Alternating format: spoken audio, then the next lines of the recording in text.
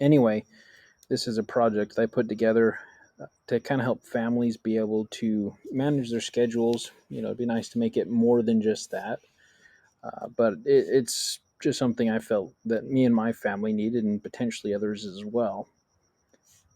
To get started, here on the login page, I chose to use Google as the main identity provider. I was intending to use others as well, but things just didn't quite work out to get that fully realized, so I stuck with just Google for the time being.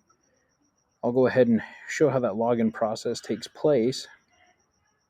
So once that is clicked, the application signs you in with Google. Being that I'd already signed in with Google prior, it just remembered that I had allowed that to happen, and so it just pulled my account, pulled the information down, and my user, I think my access token, my identity token, and some of those different items from the JSON Web Token are stored in local storage. We can go ahead and show that real quick. If I pop open this, go to my application, go over here, it's pulling the information and I'm storing it just right here. So that is kind of how I'm using local storage in this scenario. Kind of neat. So we'll go ahead and close that back out. So when I first get logged in, and I kind of deleted out my profile, all the information for it, so it should match more or less what a new user would see. So on this household setup page, you go ahead and create a new household. In the future, I'd put some functionality to allow people to join, and so other people other than the one user can use the whole household. But for now, this is where it stands to get the project done. I'm going to go ahead and put my information in. Select the role of parent, create new household, and now it forwards me over saying that this household is done or has been created. And so I can add more members to this household. And if I do that, I have that transition that happens via JavaScript. Triggers basically a CSS class to handle that transition or to just, effectuate that transition. And then I can add my wife in here. I'll hit add member. And I didn't do a full refresh of the page, but I did re-render the table and add more family members to it. And so as you can see, the form's cleared out, ready for new entries. So it works pretty well in that scenario. So I could continue doing that, but that more or less gets the gist of what is happening there.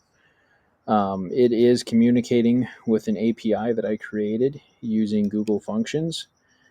Information is passed via JSON. It is stringified. I can go to my code real quick and kind of show what that looks like.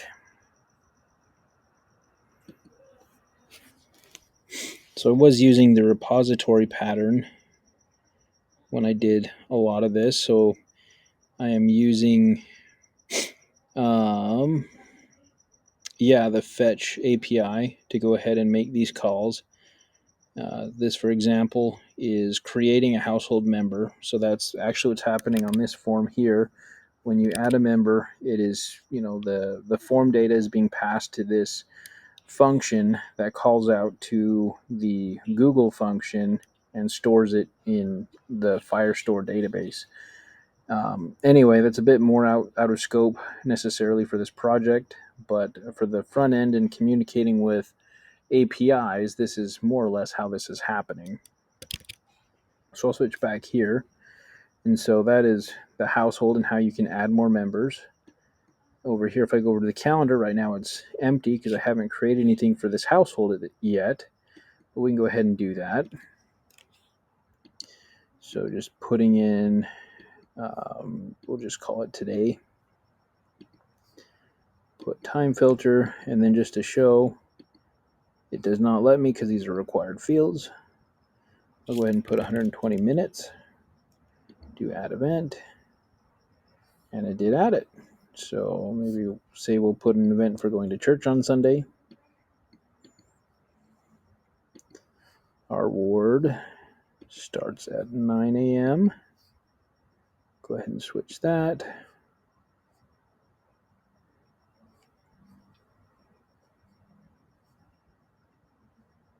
Almost there. There we go. AM and 120 minutes, 2 hour church.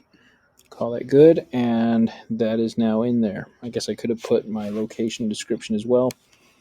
And that would have taken care of that part of it.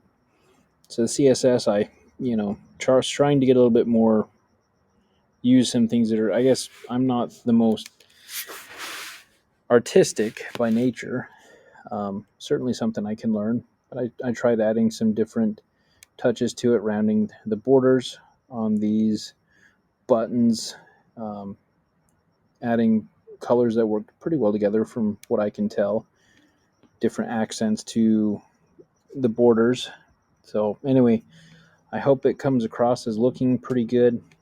I spent quite a bit of time trying to make this be something that I could be passionate about and want to continue developing in the future. But yeah, that's pretty much all I've got on this project. But yeah, I certainly appreciate your time.